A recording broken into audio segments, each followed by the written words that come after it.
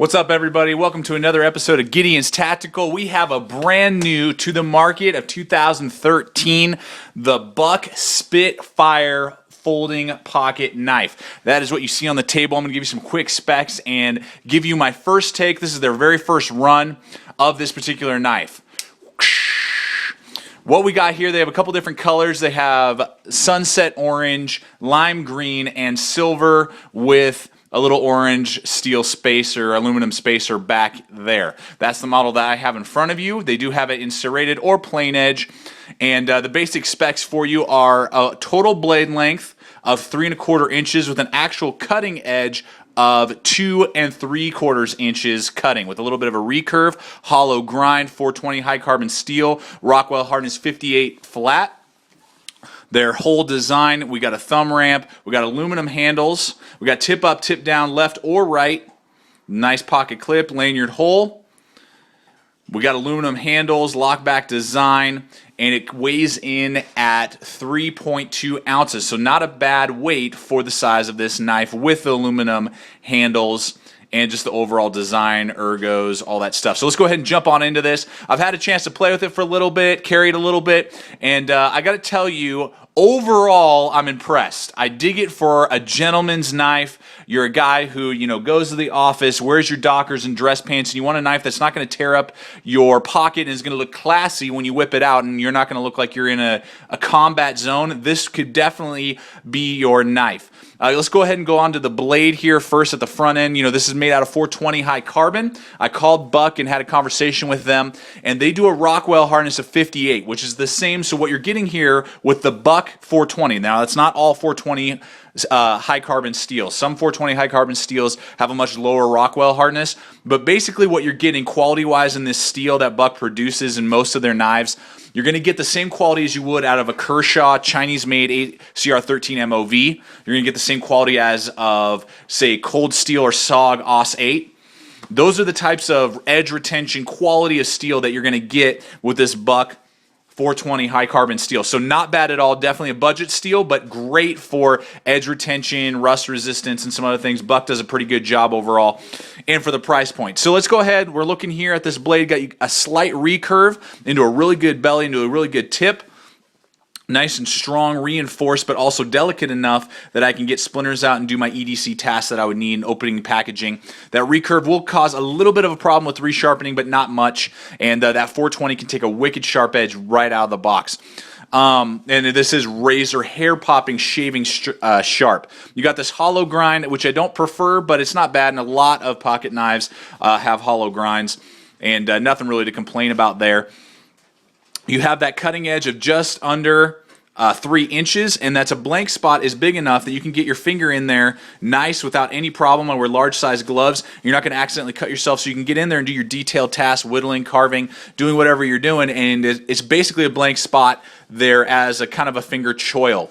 Got this kind of drop point design. Again, razor sharp out of the box with a thumb ramp, finger hole. We'll go on to deployment now.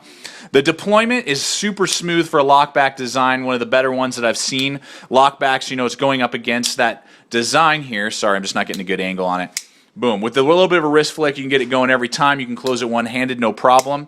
You just push in the lockback, kick it down slightly, boom, swing it in. Very nice and smooth. I cannot tell if we got bronze or if we have nylon bushings in here. I'm going to guess nylon.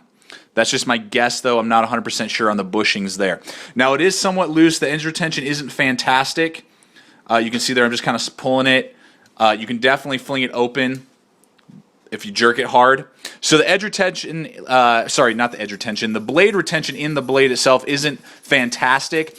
It does come with a little tightener there. I'm sure if I just tightened it and torqued it down a little bit, it would be better. But that is a little bit loose there, but the deployment is smooth. So you got to decide whether or not you like really smooth deployment that's really easy, or better knife retention like that. The hole itself is really nice, grabs my thumb really well. I can fling it open no problem, or I can open it nice and smoothly. If I want a little bit tighter hinge, grabs my finger really nice. Very similar to a Spyderco hole. I think Spyderco holes are better, but this works just fine. Easy to flick out without much problem at all. So deployment, Not bad for a lockback design. Average for most buck products, I would say, that have either thumb studs or finger holes. I'll say that. Let's go ahead and go on to the lockup. The lockup is so-so. There's a little bit of play left and right and a little bit of play up and down. I don't really care for that. It reminds me a little bit, if you've seen one of my older reviews of the Sogzilla. It's a little bit of blade play all around. I don't know if with a little bit of tightening I could get that to go away, but I don't really care for that. Again, this is the first production run, so hopefully they'll kind of get that worked out. But there is some blade play in that lockback design. I can feel it there moving around a little bit. Now, I'm not worried about it collapsing on my hand, but the lockup is not what I would prefer. So a little bit of a thumbs down on the lockup at this moment in time. Hopefully, as the months go by, they'll get that figured out a little bit. But initially, not fantastic. Let's go ahead and go on to the lockup of the knife itself. It has some milled in on this aluminum handles jimping there, as long as jimping on this thumb ramp, and that's really nice. I like that lockup, kind of got a finger groove back in here, so your finger is really nice and locked in. You could stab if you had to, slice, and you're really locked in, gives you really good traction and jimping along the back of that thumb ramp and spine. It does have the aluminum handles, which looks for a really nice, classy look with that buck just stamped in. That's just paint that will rub off very quickly.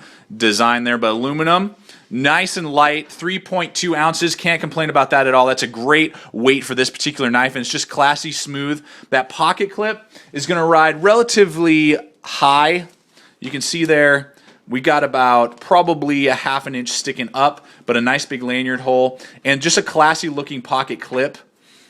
I mean, it's nice and large and big, and just you're not going to lose your knife when you got this pocket clip on your pants. And it is tip up, tip down, left or right, so totally ambidextrous for you lefties out there.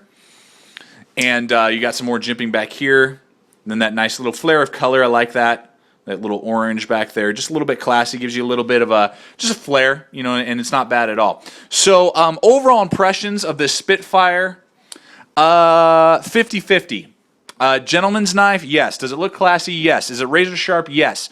Though two things that I'm not really digging right now, basically is just the lockup and the blade play. There's a little bit of blade play, and I'm sure with some tightening you can get that to tighten up a little bit. I don't know if it'll loosen up over months and as time goes on. But initially, overall, a great gentleman's knife just for EDC tasks. You're not going to go in a fighting zone with this and go fight somebody or take it on a camping trip. It's just not really designed for that. It's just a nice, high quality EDC blade made in the USA.